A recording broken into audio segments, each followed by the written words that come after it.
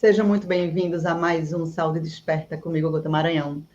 Hoje vamos falar sobre espiritualidade e relacionamentos com a Sullivan Sena, uma terapeuta holística, terapeuta especialista em relacionamento. Ela é terapeuta integrativa também, vai falar bastante sobre muita coisa, comunicação não violenta. Então, hoje vai ser aquele assunto que, se você não já passou, conhece alguma pessoa que passou por dificuldade de relacionamento. E como a espiritualidade pode não, né? Está envolvida nisso, a gente sabe que está. E como ela pode fazer uma mudança para resolver muita coisa, ressignificar muita coisa, fazer a vida fluir melhor. Hoje vai ser aquele dia. Então, se você já está interessada, encaminha para uma amiga, participa desse programa de hoje, se inscreve no canal, curte, compartilha, para toda essa informação ser passada para o máximo de pessoas possíveis, para o máximo de pessoas possíveis terem a vida mais fluidas e bem resolvidas, né? Porque a gente quer paz na vida. Pelo amor de Deus, vida mazelada, tô fora. E vamos falar do nosso colaborador de hoje, nosso patrocinador, terapia plasmática. Gente, vocês sabem que eu sou fãzoca do Zeno, do trabalho da terapia plasmática. O plasma é o quinto elemento da matéria, né? Temos o sólido, o líquido, gasoso, o éter e o plasma. E eu tenho até aqui, né, que vocês sabem que eu uso, quem me acompanha sabe. Ó, essa pulseirinha que não é pulseira de balada, essa pulseirinha aqui, ela tem líquido. O que é esse líquido? É um gás liquidificado, colocado no reator, que faz essa liquidificação. E esse líquido, ele é riquíssimo em elétrons. E o que os elétrons livres fazem é equilibrar o nosso corpo, melhora nossas células, melhora nossos átomos, faz esse equilíbrio entre as células, então elas conseguem fluir melhor no sangue, conseguem desinflamar, combate os radicais livres.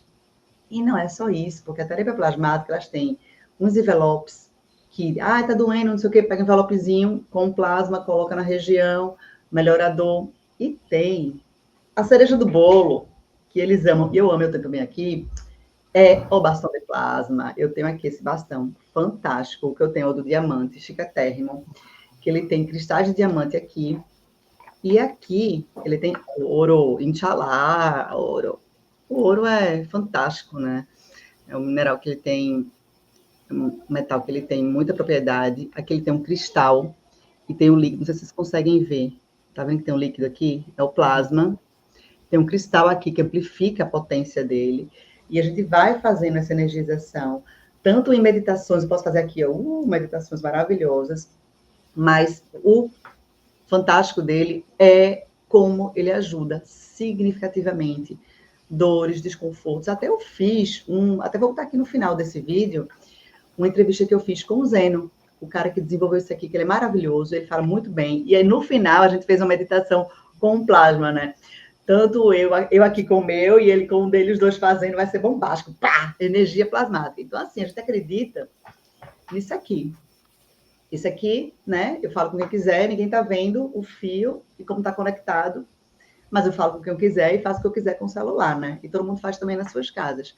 Isso aqui a gente também não enxerga, mas ele tem ação. A energia que está sendo emanada aqui, a energia que vai direcionando para a região que está com dor, que está com desconforto, dores desafiadoras que você não sabe como cura, como é que faz, né? Pega isso aqui, faz movimentos, pode ser até parado, mas se fizer movimentos circulares que criam um vórtex, que ele vai emanando toda essa energia que está amplificada pelo cristal, colocada por todas as propriedades que tem colocado, que existem no plasma, ainda potencializado com os cristais de diamante que tem aqui, potencializado com o ouro que tem aqui. É um negócio assim, é um boom de cura de saúde, de melhoria de vida. Eu sou super fã do trabalho, é um trabalho muito real. Eu tenho isso aqui comigo, então eu levo para o meu consultório quando o paciente vai fazer qualquer procedimento e diz, estou com uma dor aqui, Guta, aqui. Eu digo, tá com dor, peraí, eu tenho uma coisa assim, uma mais para você. Aí eu pego meu bastão de plasma, passo assim na pessoa, faço uns 10 minutinhos, nossa, parece aquelas mandingas, o negócio ficou bom do nada. É muito, muito incrível. Eu fico muito feliz da parceria do Zenon. Vou botar aqui Tá cheio de coisa aqui, onde é que eu vou botar? Eu sou muito feliz com a parceria do Zeno, porque ele é incrível, o trabalho dele é muito maravilhoso. E a Unicamp está também estudando o trabalho dele, porque é muito incrível e tem resultados sensacionais, e eu super indico. Então, quem estiver ouvindo na rádio, anota aí. O Insta deles é Terapia Plasmática. ou o telefone, que é 48-998-16-0140. E vocês conseguem todos esses recursos lá. E qualquer pessoa, você entra, você compra, tem também o link para você fazer cursos para saber se é um terapeuta. Quem já é terapeuta pode também utilizar na sua terapia como uma soma do seu trabalho. Eu sou mega fã, acho maravilhoso. E quanto mais ferramentas tivermos para ajudar e curar as pessoas, mais vamos utilizar e valorizar o que de fato funciona, o que é real, né? Tanta coisa que o pessoal fala que é enganação, eu estou fora. Isso é real. Eu uso em casa, uso com minhas filhas, super indico. E agora, seja muito bem-vinda, Sullivan, prazer ter você aqui. Prazer é todo meu, muito bom estar aqui hoje, muito obrigada pelo convite, é uma honra, inclusive, estar aqui falando de um tema tão profundo e tão necessário, né? Que são as relações afetivas, a espiritualidade, esse convite para um novo olhar para as nossas relações. É um prazer estar aqui. Ai, prazer é meu. Gente, a Sullivan tem muito conhecimento. A gente estava falando, vamos falar de espiritualidade, amor, frequência, arcturiano, pleiadiano. Aí, quando ela falou da especialidade dela, de relacionamento, eu digo, cara, tu tem que falar isso, porque as pessoas precisam disso. Todo mundo tem, ou já passou por um relacionamento mazelado, ou tem uma amiga, um parente que passa por isso e não enxerga. E tanta coisa pode ser melhorada, né? Isso é dolorido, né? A dependência emocional que as pessoas criam um com o outro e fica aquela doideira. É uma loucura. Fala disso, por favor. Vamos falar.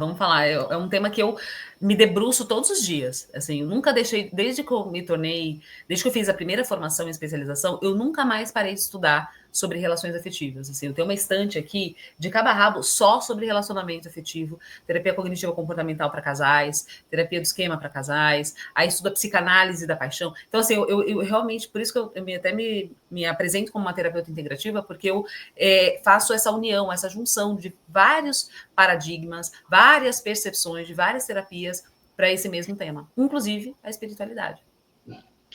E o relacionamento não é só homem, mulher, ou enfim, companheiros, né, ou companheiras. É também familiar, pode ser um relacionamento de uma pessoa de trabalho, um relacionamento de mãe, que tem tanta coisa com mãe também de bronca, né? Que a pessoa vai levando para a vida. Em geral, é mais casal, né? Mas existe também a questão familiar, que também pode ser englobada nessa situação, não é isso? Sim, porque, na verdade, o que acontece? Quando a gente vai para um relacionamento na fase adulta, um relacionamento com o esposo, né, com a esposa, enfim, essa relação ela é um reflexo daquilo que você viveu na primeira infância, né? Então, na verdade, quando você se relaciona com o teu marido, com a mulher, enfim, você está projetando teus medos, sombras, feridas, dores da primeira infância que você viveu, né, com teu pai ou com a tua mãe. Então, tudo aquilo que você viveu no ambiente familiar, que é o que a gente chama de epigenética, né? Aquele ambiente que influencia na tua genética, também influencia nas tuas percepções, na tua maneira de ver o mundo, nos teus filtros, que é o que a terapia do esquema trabalha, daquilo que você carrega desde a primeira infância. E aí você, com certeza, vai projetar isso no seu parceiro. É por isso, aí vem a espiritualidade com o autoconhecimento. A partir do momento que você se conhece profundamente, sabe das suas dores, dos seus medos, nossa, eu fui rejeitada, então eu me senti rejeitada na infância, como a sua criança se sentiu. Aí está a resposta de muita coisa. Eu trabalho muito também com esse resgate da criança quando eu trabalho com os casais. Para olhar para essa criança. Como que essa criança se sentiu? Não quero saber do que você, hoje, enquanto adulto, concatena e estrutura e justifica teus pais. Não é sobre isso. E não estou falando para culpabilizar pai e mãe. Não é sobre isso também. É para olhar lá para trás e como a sua criança entendeu aquele ambiente. Porque as chances de você projetar isso na fase adulta são enormes. E aí que está o trabalho. Esse é o cerne do meu trabalho. Fantástico, isso. E é muito isso mesmo, né? A gente tem até um meme na internet que eu vi que era meme, mas é super real. A gente passa a infância sofrendo um monte de mazela, um monte de problema, depois passa a fase adulta resolvendo os problemas que foram feitos na infância. Sim. Isso para quem ficou atento, porque tem gente que fica repetindo e se vitimizando de problemas de infância.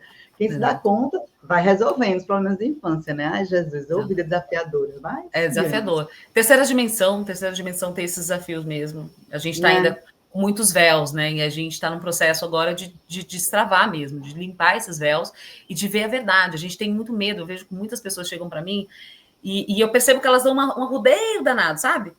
Vão, para não chegar no cerne. E aí eu vou naquele ponto, Silvia, eu não quero falar disso. Não, mas não é bem assim. E começa com todo, mesmo ela buscando uma ajuda, né, ela ainda tem uma dificuldade de olhar para aquilo que tem que ser olhado. E a gente está na era da verdade, né? A gente está na era de trabalhar essas verdades para que as ilusões se dissipem. Esse é o nosso objetivo aqui hoje, né? É muito isso mesmo, concordo.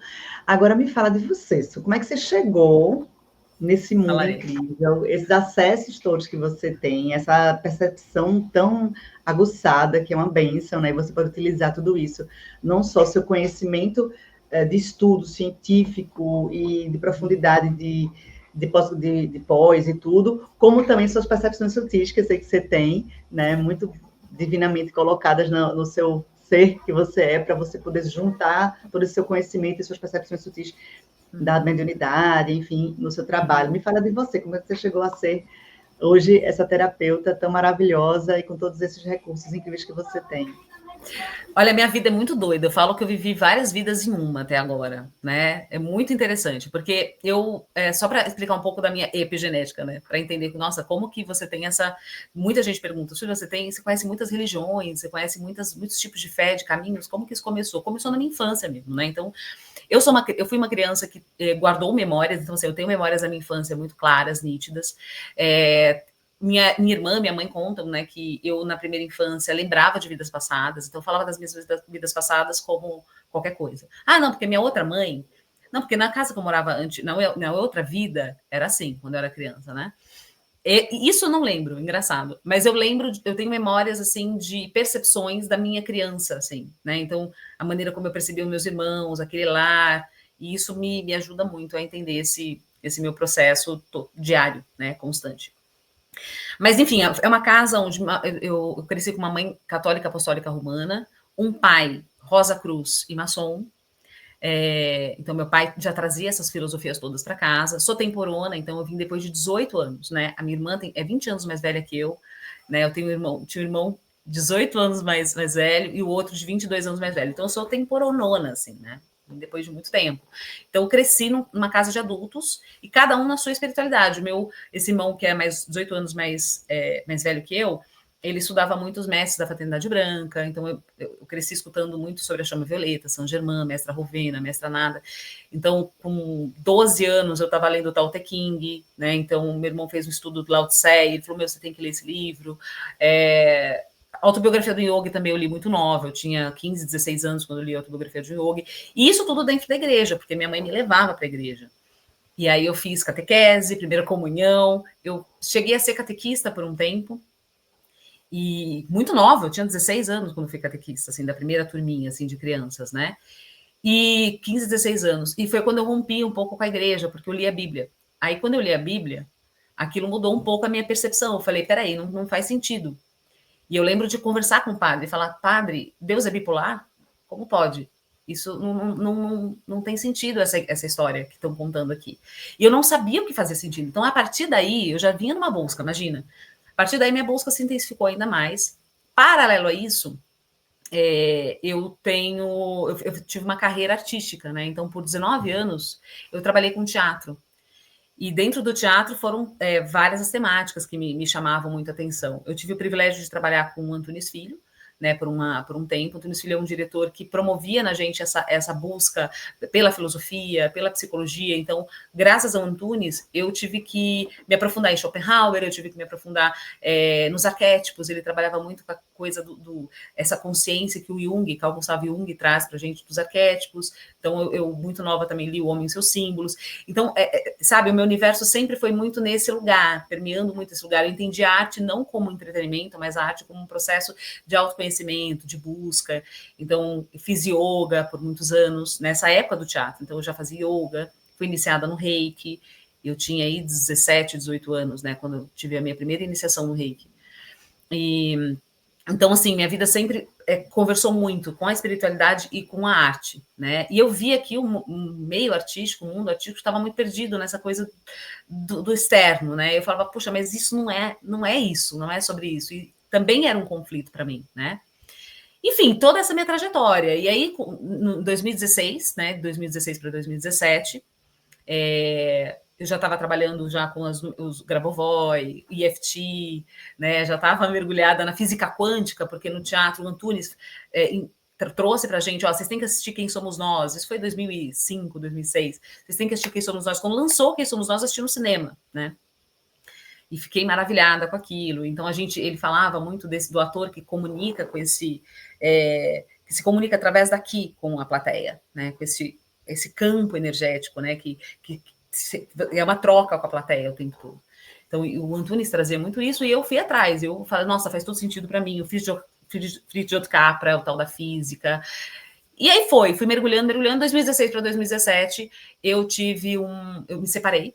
Né, eu estava namorando, eu tive uma primeira separação do pai da minha filha, mas foi uma separação mais tranquila, a gente já tinha entendido que a relação tinha acabado, e aí numa sequência eu comecei a namorar, e esse namoro durou 4 anos, e para mim foi um choque muito grande. A gente estava frequentando um templo Hare Krishna na época, eu levei ele para conhecer os Hare Krishnas, eu gosto muito da consciência Vaishnava até um certo ponto, claro, porque quando entre os dogmas eu tenho uma resistência ali grande, e aí a gente se separou, e foi muito dolorido para mim esse processo. E aí, nesse processo, eu falei, tem alguma coisa errada. Não é para eu estar sentindo essa dor toda. Por que eu estou sentindo toda essa dor? Então, de 2016 para 2017, eu falo que foi um marco para mim. Em 2017, eu ainda atuei muito no teatro, né? 2017, 18, 19, ainda com teatro empresarial. Só que eu já comecei a fazer a transição ali, para a carreira de terapeuta, né? Porque aí eu me deparei com o Theta Healing, fiz as formações em Theta Healing, aí eu comecei a me deparar também com esse outro universo da psicologia de correlação, que é a linguagem do corpo. Fiz a formação com a Cristina Cairo, de linguagem do corpo. Fiz a formação com o Leandro Heck, de fisiognomonia, que é a biometafísica facial, né, que tem a base ali na medicina tradicional chinesa, iridologia, né, toda essa parte da leitura do rosto. E aí eu descobri esse universo, falei, nossa, é isso me completa, isso me instiga, né? E nesse processo todo, lembrando, é importante falar disso, nesse processo todo, investigando toda essa questão das relações afetivas. Por que aquilo doía tanto? Por que aquilo me machucou tanto? Por que eu fiquei naquele estado, aquela frequência, essa sensação de abandono? Então, eu fiz muito EFT, fiz uma formação em EFT completa, profissionalizante mesmo, para até ajudar outras pessoas e me ajudar, e nesse processo de cura, sabe? Foi bem profundo, assim, todo esse meu processo. Quando chegou a pandemia, eu já estava atendendo como Theta Healer e dando alguns treinamentos ainda, fiquei dando treinamento numa época pelo teatro empresa, né? E aí chegou a pandemia, acabaram os treinamentos, falei, é isso, vou atender as pessoas. E foi incrível, assim, os processos das pessoas e os feedbacks que eu recebia. Então, assim, naturalmente começaram a chegar pessoas para mim com muita dor nessa questão das relações. Eu já estava num processo de cura muito bonito, de autoconhecimento muito interessante, entendendo de onde surgiam aquelas dores. Em 2020, eu conheci o Instituto do Relacionamento com a Laura Poltozzi, que é uma psicóloga fantástica. Ela é especialista, ela é advogada também, e especialista em relacionamento. Ela se especializou lá fora com o John Gray, com nomes muito importantes, assim, dessa área, né, de relacionamento. E eu já tinha lido O Amor Quântico, da Laura Berman, que eu me apaixonei pelo tema, entendi tudo ali. Criando União também, da Eva Pierracos e da Sally... como que é, meu Deus, o nome dela? Cadê? Tá ali o livro. Judith Selle e Eva Pierracos, que traz uma abordagem também mais psicanalítica e espiritual. E eu falei, uau, é isso. Aí eu fiz a formação com a Laura e depois disso eu nunca mais parei de estudar casais e relacionamentos afetivos. Fui para TCC, terapia cognitivo-comportamental para casal, terapia do esquema para casal, psicanálise. Então fui sempre conversando e fazendo essa costura, né, dessas abordagens, porque eu acho que elas se conversam sim, apesar de muitos acharem que não. Eu acredito que elas se conversam e fui fazendo essa mescla. Na paralela, eu fui estudando com os estelares, né? Então, li ali a trilogia de Telos, entendendo o que é esse matrimônio espiritual, por que a gente tem essa necessidade. Enfim, essa é... Nossa, tentei correr um pouco, mas essa é a minha trajetória, uma trajetória com muitas nuances, né? Com muita coisa, assim. Olha, eu diria uma trajetória muito rica, né? Porque você teve acesso e buscou e estudou muita coisa. Você vai falando assim, eu digo, nossa, que legal, mas com não sei quem, com não sei quem. Eu digo, caramba, ela fez tudo que tinha possível, imaginava praticamente de curso de coisas. E acho até um exemplo muito legal esse seu, de ter feito tantas formações, que mostra o que a gente sempre fala, experiencia tudo que você acha que vale a pena e traz para você o que você acha que faz sentido para o que você gosta, e depois direciona para alguma coisa que seja seu propósito. Exato. E você, como você fez assim um leque gigante de possibilidades de aprendizado, e é o que você falou, você trouxe tudo, você pegou o melhor de cada coisa no seu ponto de vista para algo que foi direcionado, porque o que eu sempre falo isso e todo mundo fala também, mas o que é para ser seu vem com facilidade. O que é para ser para você vai chegar do nada. Então, como você falou, foi chegando meio que, né, aleatório, Exato. sempre relacionamentos. Então, era para você atirar para todos esses cursos e saber todo esse conhecimento, para você puxar tudo e direcionar para relacionamento. Porque acho que era para você, talvez, ter passado por um relacionamento doloroso, para você aprender a dor, para você depois ter o conhecimento científico e estrutural de tudo, para você, pronto, agora eu sei aplicar divinamente, porque até a dor eu já senti. Nossa. Né? E eu vou ter empatia com o paciente muito mais, porque eu vou saber dizer alguma coisa, porque eu senti essa dor também. Eu sei como que é essa dor. Eu sei como é essa dor. A dor do luto, legal. Né? O que a gente chama de luto pós-término. Então, quando você termina uma relação, fica aquele luto. E é um luto subjugado socialmente. As pessoas não dão muito valor. Quando você termina uma relação, qual é a primeira coisa que a pessoa te fala? A fila anda, vida que segue, vamos para uma balada, vamos aí se entorpecer. E não é o caminho, porque esse caminho é mais dolorido. Você continua repetindo o padrão. Enquanto você não olha dentro de você aquilo que engatilhou, aquilo que gerou no teu campo frequencial aquela relação, porque é autorresponsabilidade o nome disso, você continua repetindo padrões. É isso que acontece. Exatamente. Fala desse luto um pouco, porque as pessoas, como você falou, tendem a... eu vou até dar meu exemplo. Eu separei estamos em 2025, fazendo essa gravação, eu separei tem uns 3, 4 anos, e quando eu separei, era assim, vai viajar com as amigas, vai para festa. Eu até primeira 2, 3, 4, 5 meses, 6 meses, eu realmente saí para festa e tal, não ficava com ninguém ainda, assim, mas eu fiquei saindo, bebia, saía, farra. Depois eu fiquei, cara, eu tô me forçando. Não, mas tem que se forçar mesmo, as amigas têm que se forçar, tem que fazer um esforço. Mas eu não sinto necessariamente. Aí quando eu parei para pensar, né, eu digo, cara, eu tô me obrigando a fazer alguma coisa porque os outros querem que eu faça, porque eles acham que isso é que é o certo a ser feito. Existe uma receita de bolo que não é para todo mundo e que talvez não seja para ninguém. Né? Ou para muito poucos, essa receita de bolo separou, agora isso, corta o cabelo, bota roupa sei lá o quê, veste o cropped, né? Faz uma cirurgia, bota um silicone nos peitos, fica gata deusa, mais do que já é ou já era, e vai arrasar, pegar todo mundo geral. Será que isso é a solução para você resolver sua vida emocional? Né? Isso é autorresponsabilidade? Talvez não. Né? Talvez não. Até no meu livro, fazer propaganda do meu livro. Já. Isso aí. Maravilhoso. Eu quero. Ele tem um capítulo, quando você falou, eu cheguei a brilhar, assim, porque eu amo esse assunto, que é um assunto que é um tapa na cara um pouquinho, que é da autorresponsabilidade. A autorresponsabilidade é um capítulo só disso. E eu falo toda a cognição cerebral, tal, todas as responsabilidades que a gente tem da autorresponsabilidade. Isso não era. Ser pra farra, sair, beber. Para que beber tanto? Você está se entorpecendo da realidade. É uma fuga. Isso é um comportamento infantil. Né? Nós somos adultos, a gente tem que se comportar como adulto. Entender o problema, entender o processo, passar pelo luto, como você falou, alguns mais, outros menos, e respirar fundo, se curar, para aí sim você saber o que você quer. Você sai se alimentando de doideira que as pessoas estão falando, a gente às vezes fica... Às vezes não.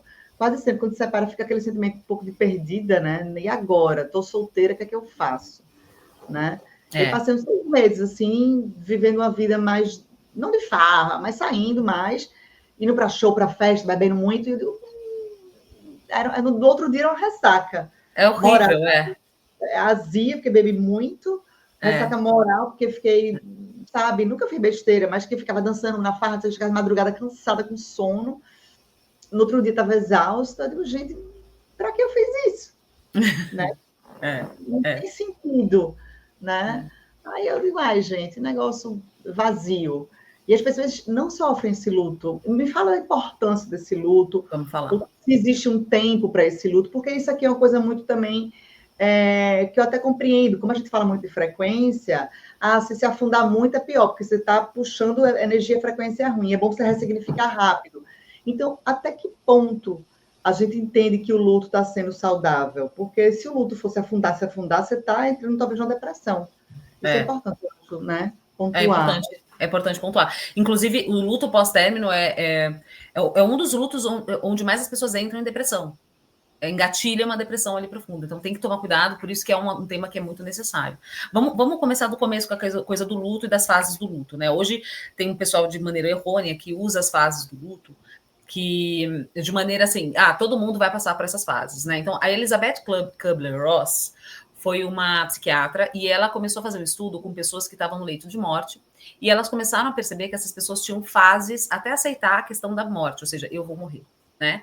A partir disso, outros psicólogos após a doutora Elizabeth começaram a estudar também pessoas que perdiam aqueles entes queridos e também entravam em algumas fases. Então, fase, por exemplo, da negação, da raiva, da barganha, né? De você meio que barganhar ali com a tua mente, com o ambiente, com tudo aquilo. E aí vem a tristeza e a aceitação. Então, assim, a tristeza, ela já está um passo da aceitação. Só que não necessariamente todo mundo vai passar exatamente por essas fases. E essas fases, elas se misturam muitas vezes. Vem a negação junto com a raiva, e aí vem a tristeza, e aí vem, de repente, você tá ali dialogando com você mesma, barganhando aquilo. Né? Na relação, no luto pós-término, você fica assim, mas ele vai voltar, mas é só um tempo, mas não sei o quê. Ou, sabe? Que é a negação junto com a barganha. Mas se eu fizer isso, então ele volta. Né? Então, se eu mudar aqui, se eu colocar silicone no peito, certeza, eu vou chamar a atenção dele, ele vai vir rastejando. Sabe? É tudo muito externo, né? Então, a importância desse luto é o autoconhecimento.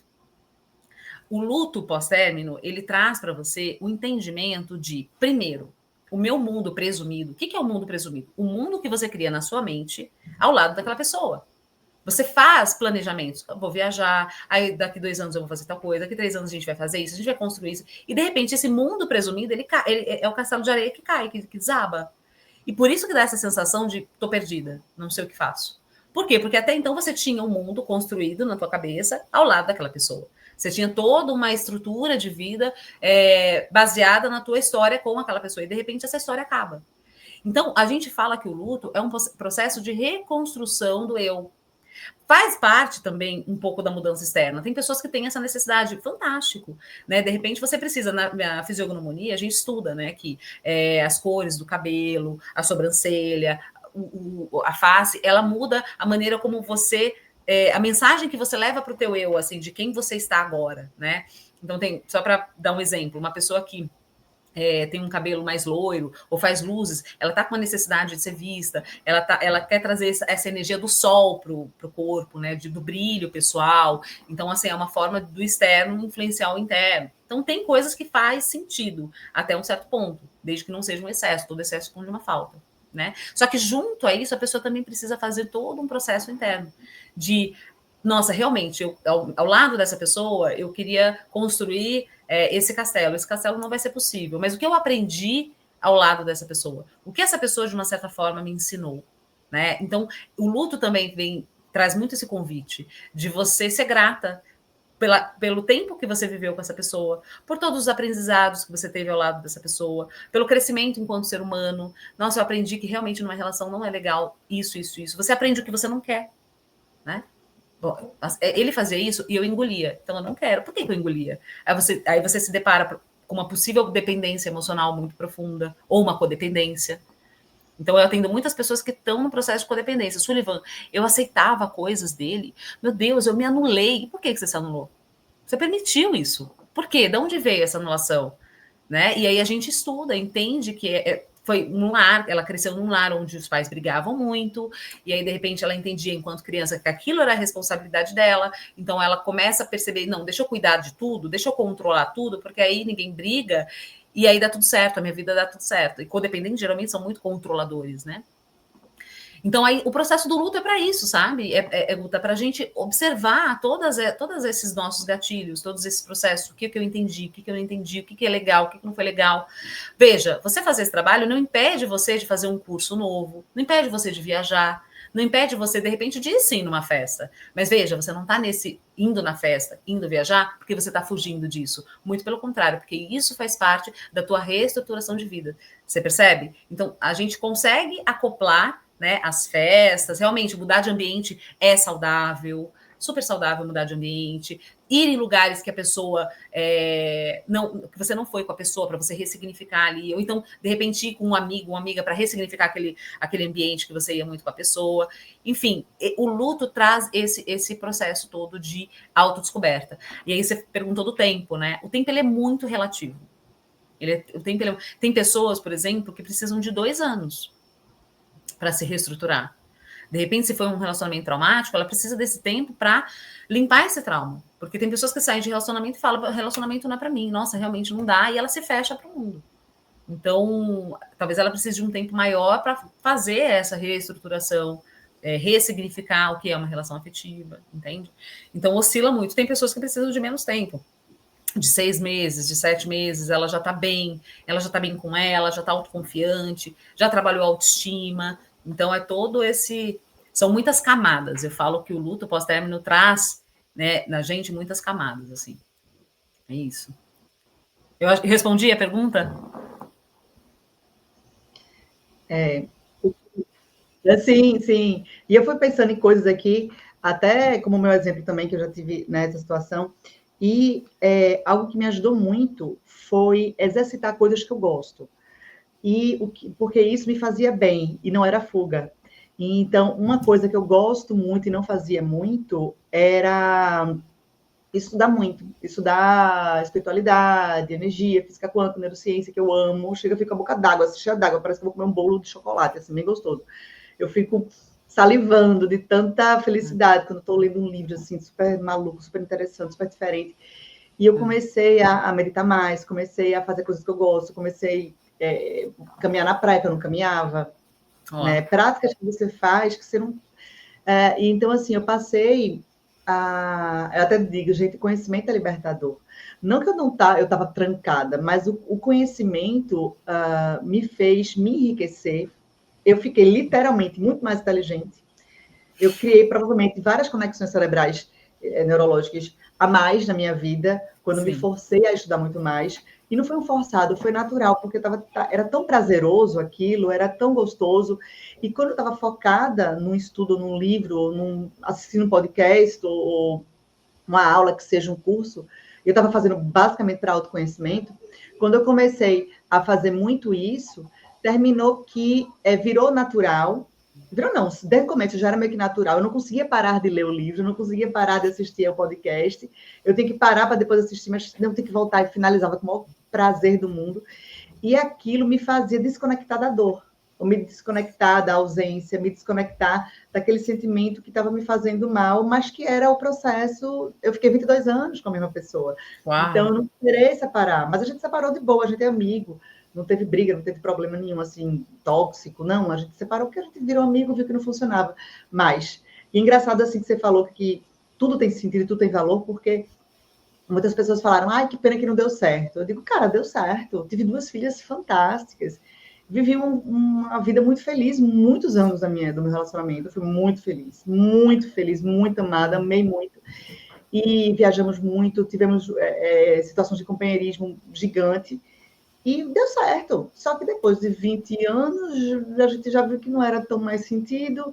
Ainda seguramos uns 2 anos e digo, talvez seja o momento da gente não estar mais como casado, só estar mais como amigos, que somos até hoje. Então, a gente separou super tranquilos. Inclusive, acho que foi até mais dolorosa a separação, porque as pessoas não entendiam por que a gente separou. Como é que vocês são tão amigos, estão separando? Eu digo, é por isso mesmo. Eu quero o marido ligar a esposa, a gente não quer um amigo só, né? Então, a gente... mas vocês não brigam, vocês não tem... ninguém é tóxico. E mesmo assim, a pessoa é muito corajosa. Eu digo, cara, acho que eu fui. E ele também, porque a gente achou que a gente ainda era jovem o suficiente para tentar uma nova vida com uma nova pessoa. E tá tudo bem, a gente se respeita, a gente se ama como ser humano. E foi uma maturidade muito grande dos dois. para ter essa atitude. Eu fui muito julgada, minha mãe faltou me matar. E, né, um relacionamento saudável com uma pessoa tão querida, eu digo, mas a gente tentou, não tinha mais sentido, a gente viu que realmente não iria mais continuar tendo sentido como casamento, e separamos, somos super amigos, a gente super conta com o outro, a gente se liga, ele tem a chave da minha casa, eu tenho a chave da casa dele, qualquer coisa das minhas filhas, né, a gente tem um relacionamento muito saudável, principalmente pelas nossas filhas, e pela educação delas, e a criação delas, e ele é um pai muito presente, graças a Deus, então a gente tem uma situação muito privilegiada nesse sentido. Mas por quê? Porque nós somos especiais? Não, porque a gente trabalhou nosso emocional, porque a gente trabalhou nosso conhecimento, a gente foi para terapia, ele foi para terapia. Então, os dois buscaram muito a cura emocional para estarmos saudáveis e maduros nesse momento da vida. A terapia, eu acho que é número 1, né? Os dois buscarem terapia, ou se pelo menos se um não vai, faça o seu, faça a sua parte, porque você vai ressignificando tudo que tiver de dolorido, né? Sim. E na minha opinião, tá? Na minha experiência, não sou especialista, mas passei, né? Então, sim, eu acho que número 1, buscar terapia, e segundo, buscar coisa que faça bem. Eu adoro fazer esporte, faz esporte. Isso. Eu adoro balada, beleza. Se você adora balada, vai pra balada. Se faz sentido. Eu adoro viajar, com as amigas. Eu adoro ler, vai ler. Vai buscar algo que te dê um pouco de prazer, para aquele sentimento positivo, limpar um pouquinho aquela dorzinha que a gente fica no peito, né? Eu ouvia muita música, eu lembro que eu fiz todo esse processo. Perfeito. Eu ouvia muita música, e na época estava rolando muito Thiago York, sabe? Coisa linda. E eu ficava ouvindo e me chamando de coisa linda, porque como foi no meu caso, o término foi muito desafiador, porque ele me diminuía muito.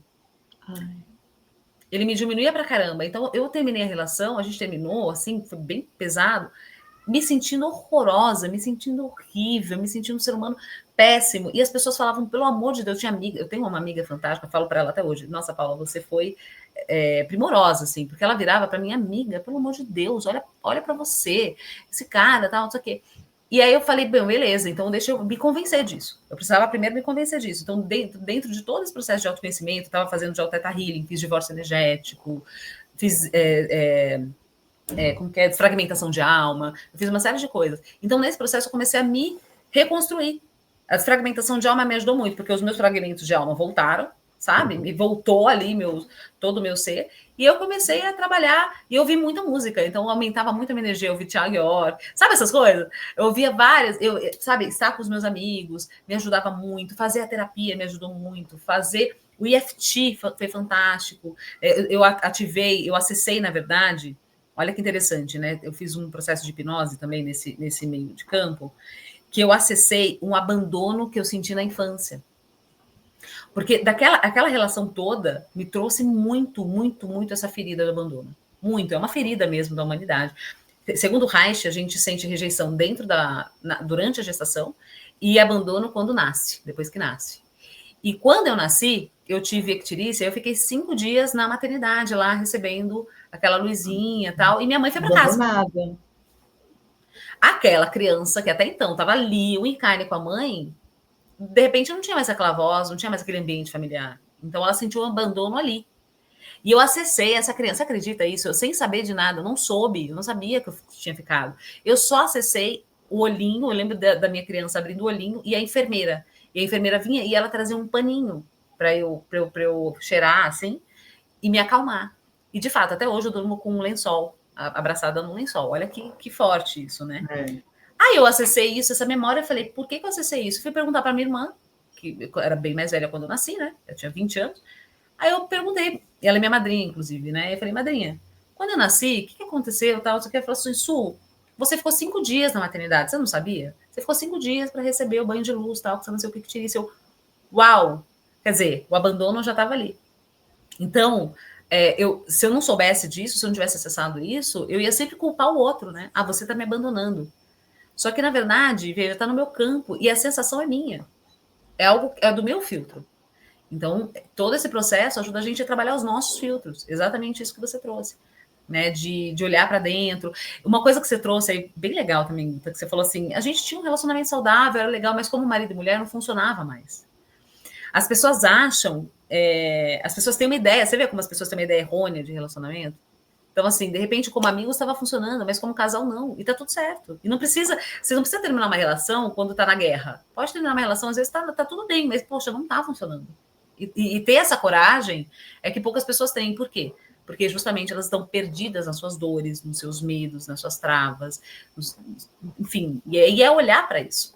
E aí, por isso que as pessoas ficam empurrando com a barriga relações que já não estão funcionando já há um tempo, né? Parece que elas precisam de uma grande guerra para terminar aquela relação, né? Teve um cara chamado John Bowlby que ele estudou essa questão do apego e ele desenvolveu o que a gente chama hoje de teoria do apego, né? Então, na época dele, ele nomeficou ali 3 tipos de apego, depois, com outros estudos, a gente foi descobrindo ali outros tipos, né? Mas, basicamente, é o apego seguro, evitativo e ansioso, né? Então, na primeira infância é quando você desenvolve esses apegos, um dos apegos, né, específicos, e você leva para a fase adulta. E aí, quando você leva isso para a fase adulta, é o que a gente chama assim, fulano é infantil. Por que é esse infantil? É porque ele está rememorando, ele está trazendo para a relação dele, para a vida dele hoje, questões lá da infância, que não foram trabalhadas, né? Então, quando a pessoa tem um apego ansioso, por exemplo, ter essa coragem que você teve, não existe. Porque ela tem um medo muito grande de ficar sozinha, será que vai dar certo? E como toda a relação dela é muito baseada nesse medo, ela não tem uma coragem ali de falar, poxa, não está funcionando, deixa eu terminar, né? Enfim, é um assunto complexo, profundo, mas extremamente necessário. A gente precisa olhar para as nossas relações, né? Eu tenho uma teoria, Guta. Eu tenho uma teoria. Depois de estudar muito a história dos relacionamentos, né, desde tempos áureos aí, lá de antigamente, a minha teoria é o seguinte: enquanto humanidade, junto com o nosso processo de evolução da humanidade, nós estamos na adolescência emocional.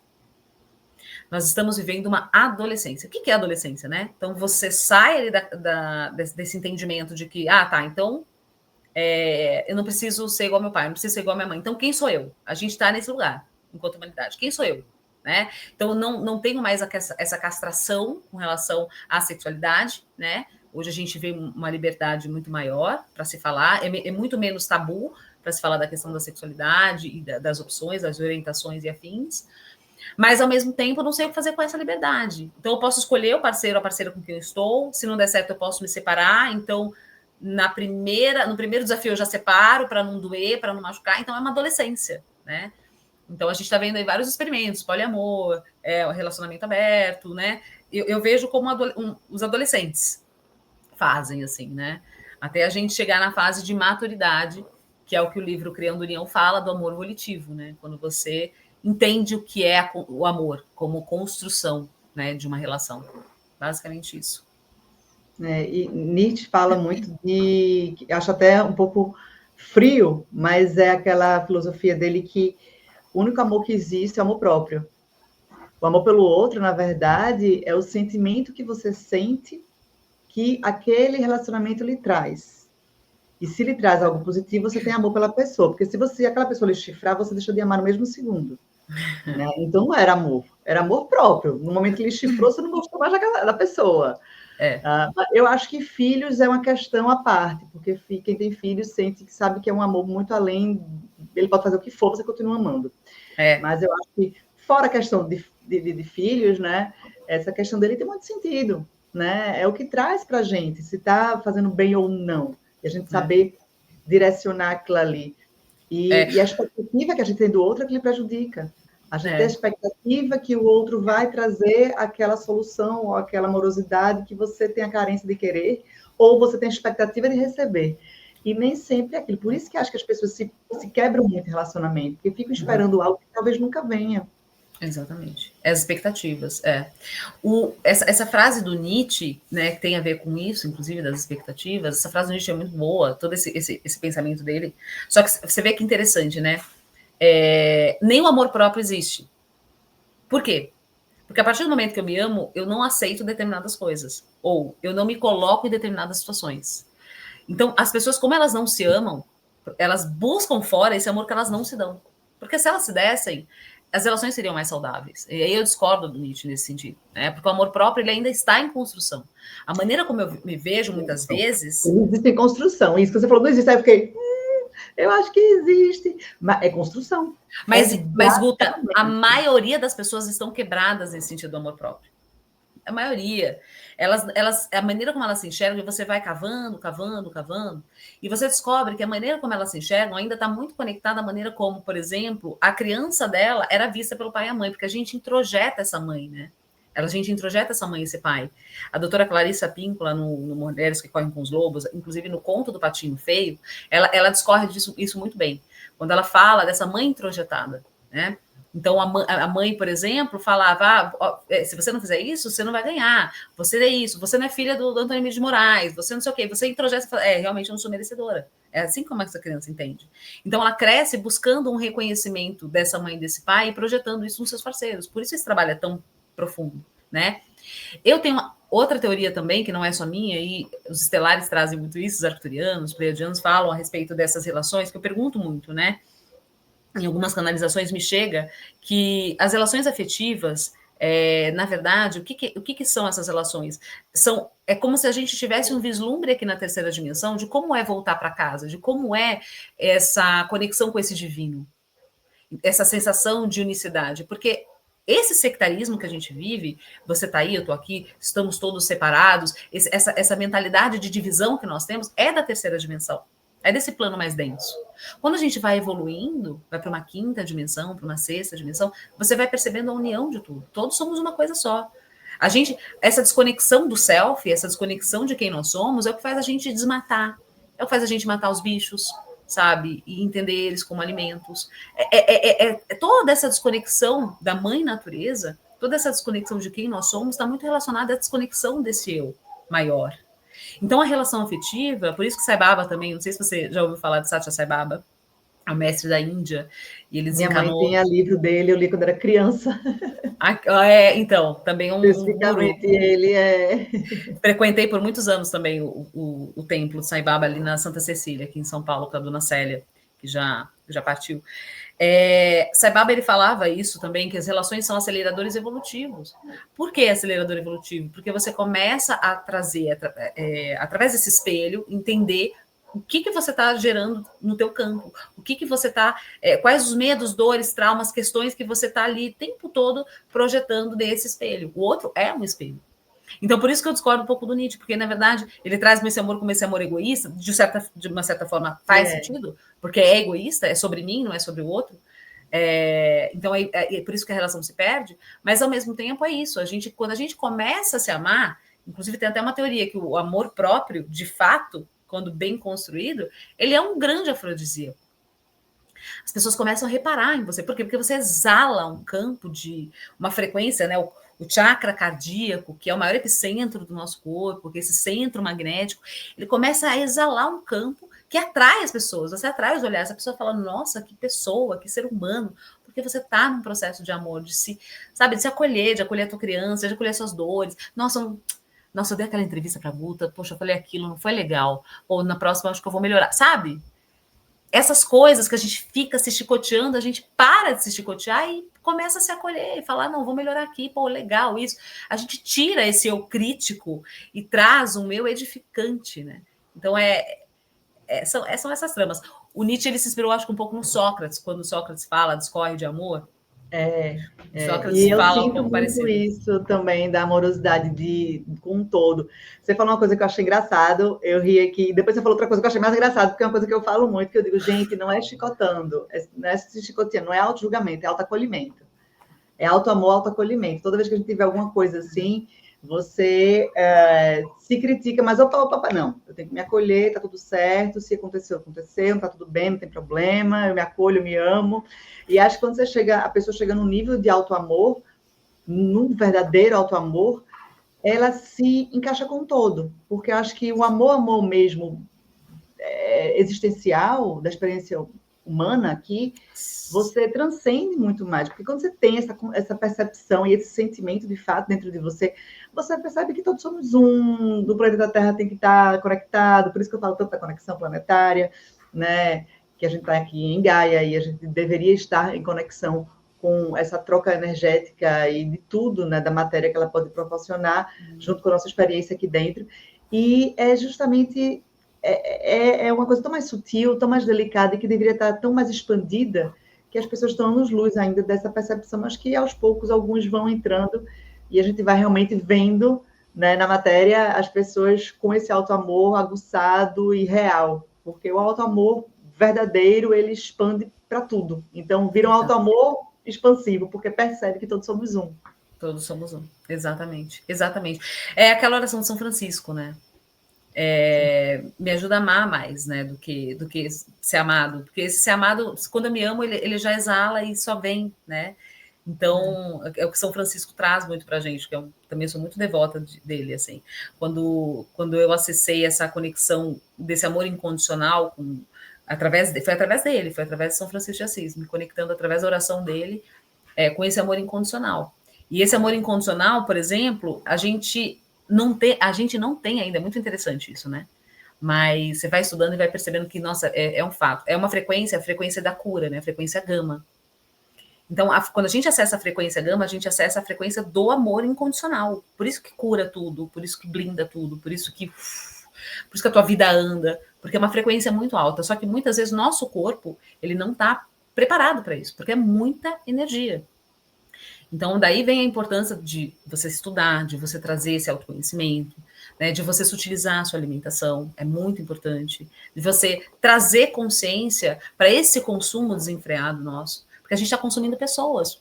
O Bauman traz muita coisa do amor líquido, né? Então, que é sociólogo, filósofo, ele discorre muito nesse tema do amor líquido, da modernidade líquida. Por quê? Porque a gente está, assim como a gente consome coisas, a gente está consumindo pessoas. Por isso essa adolescência, essa liberdade / libertinagem que a gente está vivendo, né, na humanidade. Eu vejo como um processo de transição. Mas quem já está mais consciente tem que acelerar um pouco esse processo. Vamos embora. Gente, ó, vamos aqui, ó. Ó, presta atenção, vem para aqui, né? Eu acho que essa é um pouco a missão aí, né, de falar das relações afetivas sobre um outro prisma, né, sobre trazendo um outro olhar mesmo. Concordo 100%.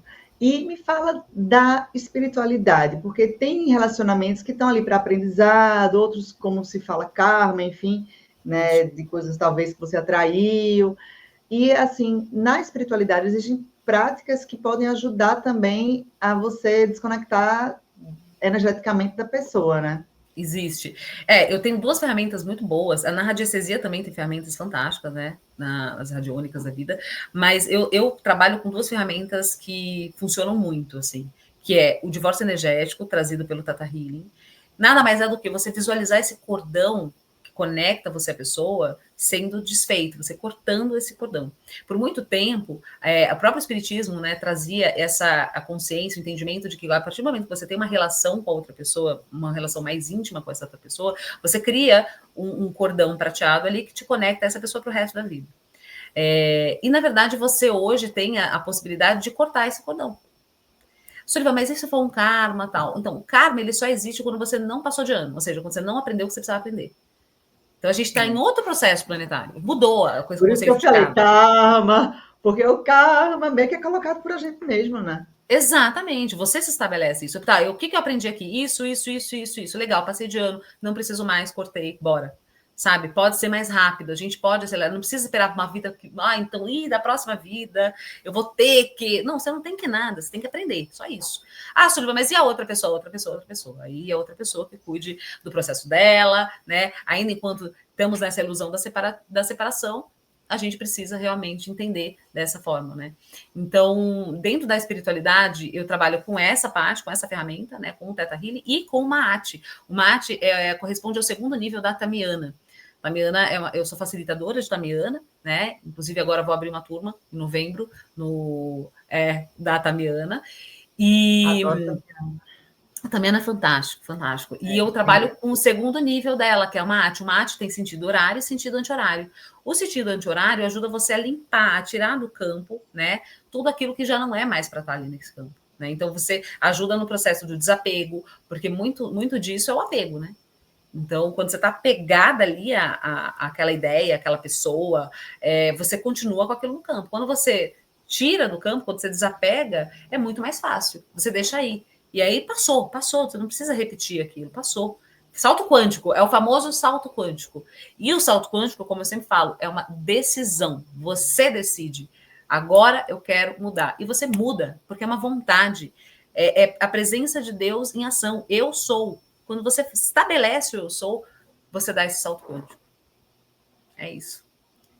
Nossa, você falou tudo perfeito, eu amei. Acho que as pessoas precisam muito dessa.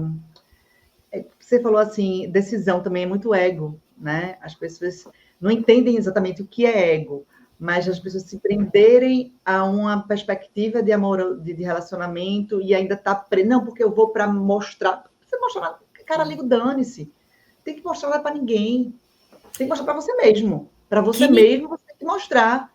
Você se ama, você se cuida, você se acolhe, que você é incrível, que você tem capacidades incríveis na sua vida e você evolui. Mas o que o outro está pensando, cara, ele está nem aí. E se ele mudar o pensamento dele, vai mudar o quê? Nada.